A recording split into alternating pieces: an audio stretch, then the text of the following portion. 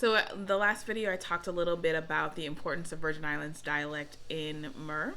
And I wanted to introduce you to a little bit of the Virgin Islands dialect that you'll be seeing in the book. So I wanted to start with two of my favorite Virgin Islands phrases, which I think if you meet somebody in the street and they say these two things, you'll be like, oh, okay, they're from the Virgin Islands. So the first one is Deh Man, and the second one is Mehson.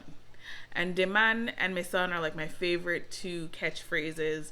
And they literally mean Deh Man is the man, Mehson is my son. But we never use Deh Man and Mehson in their literal meanings. So no one will ever say, I took my son to school today. No one ever says that. What you might hear somebody say is, my son, the line for the school drop off today was ridiculous.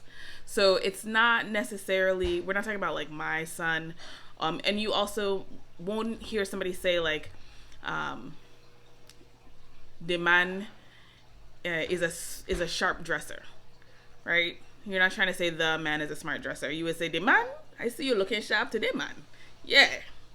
So Deh Man and Mehson are like the California dude, or sometimes people say, well, they'll say bruh, sis, or New York, if you're from New York, you'll say son, right? It's that word that doesn't really mean, it doesn't have the literal meaning, but you know what it means because of the context that it's in, the inflection that you use, and the tonation.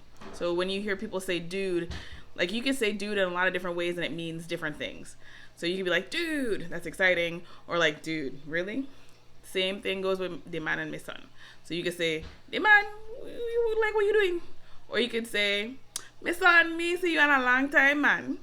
So they're ubiquitous words that mean a lot of different things, and yet they retain in their literal form, they don't really have their own meaning.